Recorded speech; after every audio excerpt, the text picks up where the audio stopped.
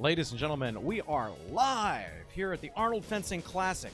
We're about to see the gold medal match for the Cadet Under-16 Women's Epee competition. On the left, Fan Wu from Toronto, Canada, representing the Vango Toronto Fencers Club. On the right, Julia Semikin from Columbus, Ohio, representing Columbus Fencing and Fitness. Ladies, are we ready to fence? Let's fence.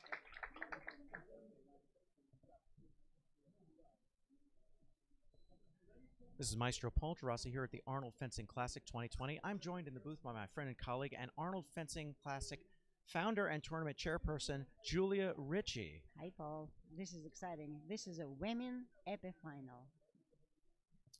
Quite fitting. Today is actually International Women's Day, and we have our Cadet Under-16 Women's Epee final. And these young ladies are outstanding fencers. And here they go. Both fencers jockeying for position, on their toes. We're seeing high tempo from the very beginning. Fan Wu has a very wide stance, going backwards a little bit. Semikin pressing forward a little bit. Both fencers a little cautious, but there's a flesh attack by Fan Wu. It's initially parried by Semikin, but Fan Wu finds the remise and scores her touch. And now it looks like in the course of the action, Fan Wu's weapon has become loosened. She earns the touch, but she's going to have to get a wrench to tighten the weapon. Julia?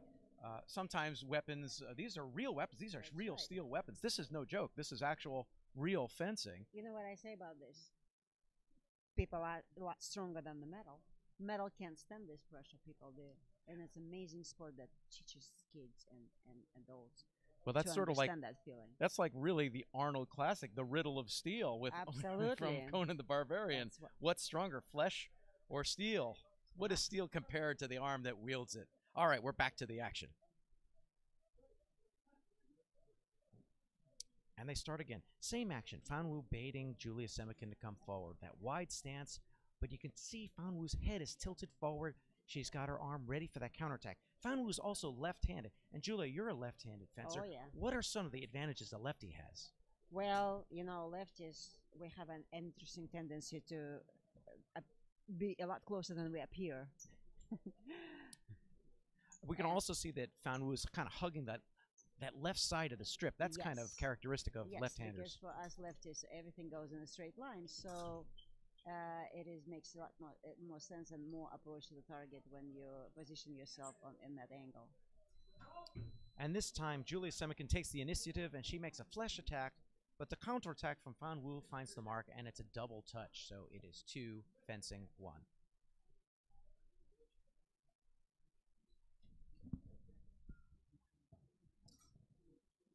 Both fencers still being rather cautious, looking for their opportunity. But when they go, they really go. Semikin looking for the time, backing off.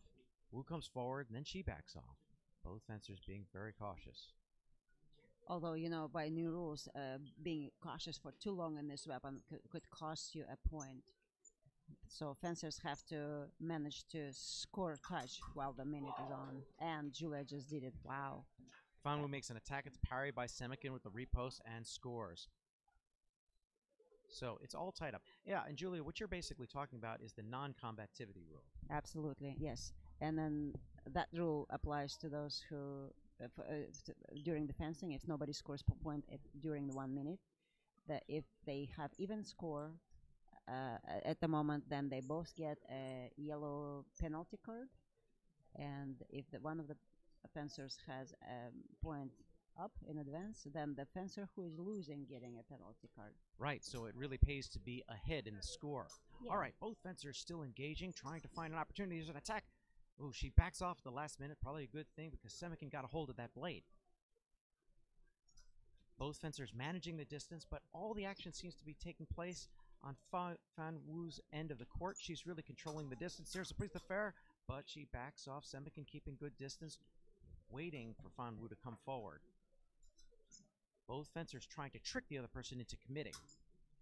Attack over the bell by Semikin, but it fails. And there's an attack by Semikin, counterattack by Fan Wu. She closes the line, and that's an example of being a left-handed fencer. Absolutely, yes. All right, 25 seconds left in the first period. Fence to Whoa, 15 that's points. a great attack. Wow, that was a surprise. That's right. Really caught her off balance. That was a great timing. Very good timing. Oh, and there's Nice. a toe touch by Semikin. That's a payback right there. That is. And you know, a toe touch in epee is really a psychological hit. I mean, people feel like they should never have gotten hit by that.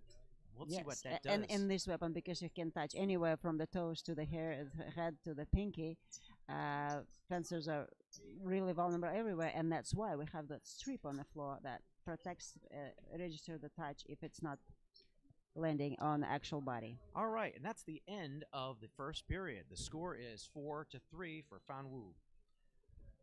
Julia, this is a pretty amazing match. It's really even. We've seen some surprise touches, and the last one we saw a toe touch by Semikin, which, you know, maybe that gives her some sort of emotional edge going into the next period. What do you think? Well, I think, first of all, when you receive that toe touch, your brain gets stuck into it, and it's a great opportunity to use the very next attack and to by threatening you in the same way and go a different direction. But I believe right now the coaches are talking to the girls, and they will advise them about the way they want to build up, because this bout will go to the 15 points, so at any moment it can change. So maybe it's okay to receive that toe touch because they have a break now. Yes, so now it's gonna clear up of your emotional feelings, and then for the next round, whoever takes over the starting point will probably take a lead. Right, and of course we go to 15 points here in the cadet match, and so there's a lot of time left, and the score is only 4-3. Yes. But in epee, even 1 point is an eternity, isn't it? Oh yeah, in epee, 1 point is the way to win if you know how to double up that. All right, let's go back to the action. We've got do the it. second period coming up. Fencers don their masks. They get on guard, and they're ready to go. And we're still seeing the same thing. Fan Wu hugging the left side of the strip, both fencers bouncing. Fan Wu going backwards slightly, baiting Julia Semikin to attack. Semikin being patient, beat attack by Fan Wu. It's parried by Semikin. Attack! Wow, what a parry. And Nice. attack is parried by Semikin, and she delivers a riposte from up high. 4-4, an equalizer touch.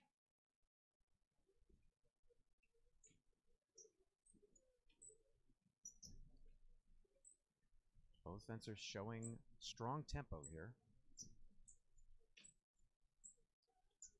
If you look at Fan Wu's back shoulder and her back foot, they're kind of turned inward. It looks like she might want to actually flesh here. She might want to go. She might be timing some kind of surprise.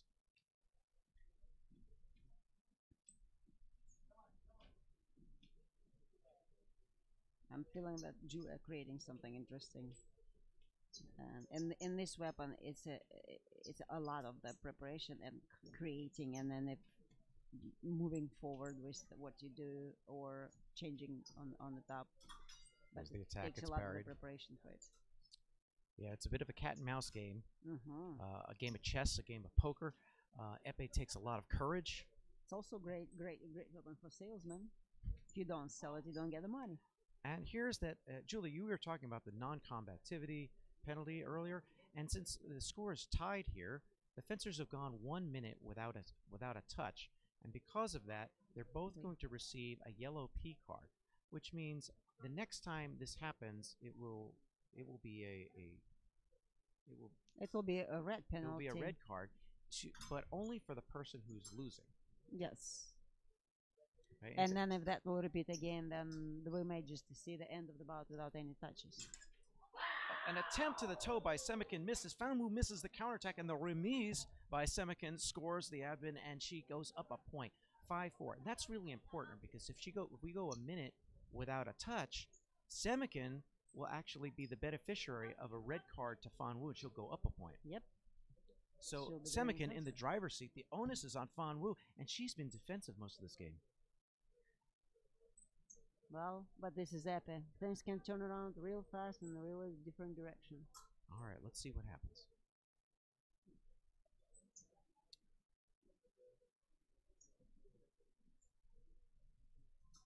Semikin has her blade a little bit lower now. She seems really relaxed. She seems very, very comfortable now. And now she's baiting Fan Wu. Fan Wu's going to have to do something. at some well, point. I believe that we're trying to draw Simekin for attack because she believes that she will be better doing in defense. But Simekin feeling that idea, and she's not in a hurry. She's a winning person. There's the attack. It's parried.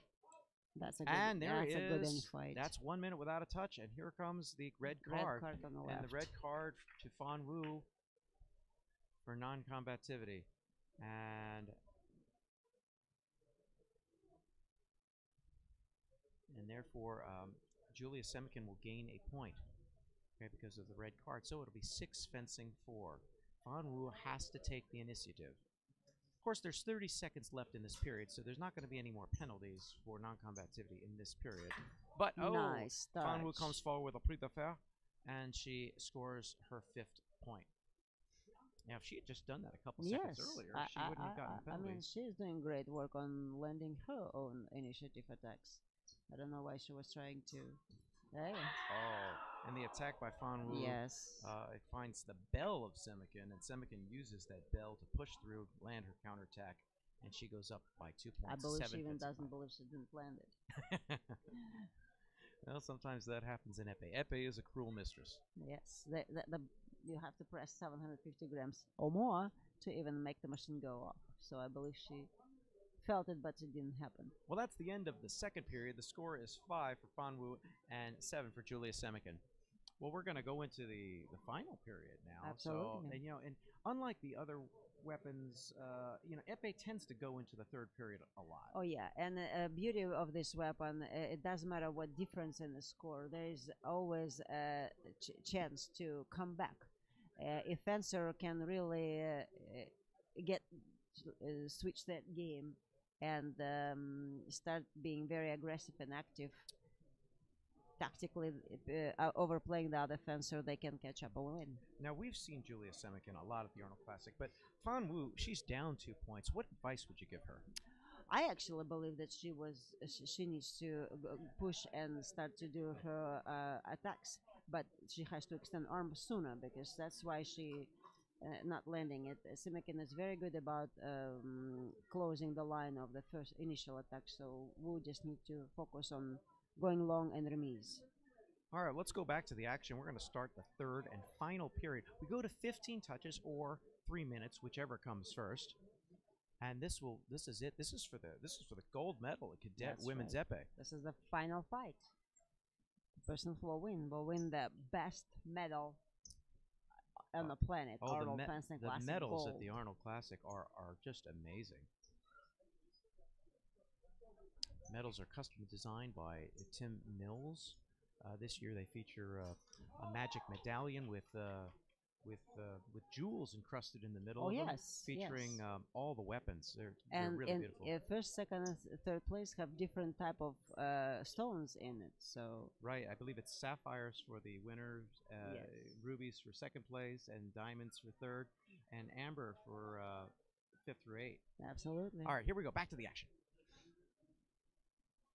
Oh, it looks like Fan Wu's now using the other side of the strip, leaving Julia Semikin on the edge still. She might be trying to change things laterally here. No, I think she's trying to pull Julia off the left line so she can flash attack, because in fencing, like in all other sports, if you're trying to score point but you are not present on the field of the game, then whatever you're trying to score doesn't count for you. So she's trying to draw her off so she can do a longer flash attack and land it. Oh, she switches up her feet there. In the process of switching her feet, Julia Semikin realizes that as a preparation, comes forward and makes the touch. 9 fencing 6. Julia Semikin with a 3-point lead. In epee, that's a commanding lead. Yes. Only 2 minutes left. Fan Wu's got to put something together. There's no need to rush yet, but there's got to be some urgency on Fan Wu's part. And there's an attack. It's a low attack to the leg. That one looked like it hurt. It was a double touch, a counterattack by Semikin, and Semikin is limping after that one. That was a pretty hard hit to the leg. Oh yeah. But she's tough. She's up and running, and they're ready to go. And then right now, actually, the judges are actually looking at the replay. I'm not exactly sure what they're looking at. Okay, but I think they were checking the score.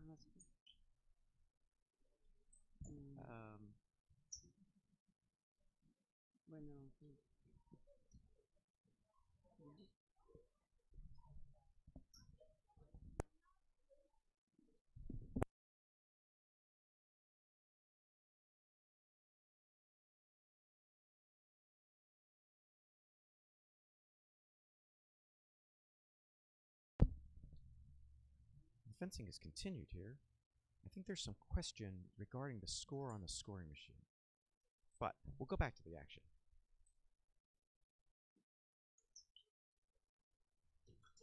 And Semikin scores the hand.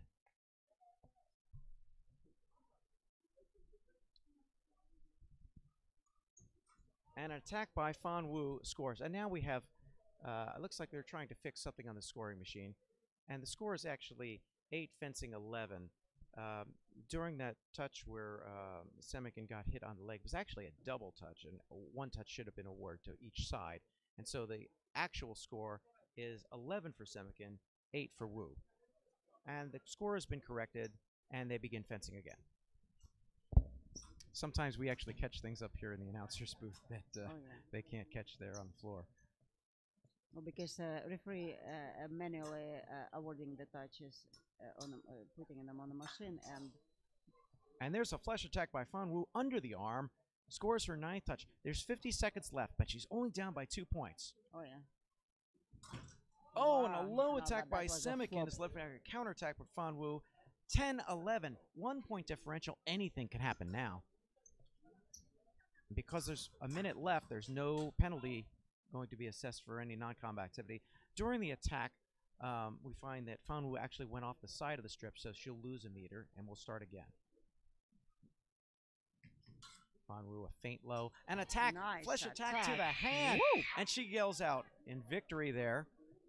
Sometimes a scream can pump you up, right? Absolutely. More than that, scream is actually best way to exert the muscles at the fullest extent. So fencers do that a lot.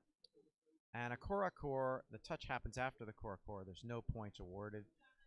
Score is still 11-11, 27 seconds left. The referee wants both fencers to start in the middle of the strip. And here we go. Fan Wu going back to her earlier game on the side of the strip with that arm on the outside. Lefties like to take that outside lane. Oh yeah, this is our favorite place because righties don't realize that this already came to you. And she's hanging that point like a dark star. Waiting for Semikin to make her move, but Semikin's backing off. 5 seconds left. I don't think anyone's going to go for it right here. Yes, I think we're going to go into overtime. Now they're going to resolve it with overtime. And we're going to go into overtime. That's right. So in overtime, tell us what happens, Julia. Well, overtime is right now the referee asking machine to define the priority. Priority is on the left right now. So what that means is they will have 1 minute to play the sudden death. And if nobody scores points, Wu will win by default. Or if any of them score points during that time, will be the winner of the Arnold Fencing Classic 2020. Right, and because this is epee, double touches won't count in sudden death. Absolutely. It has to be a one single Yep. light.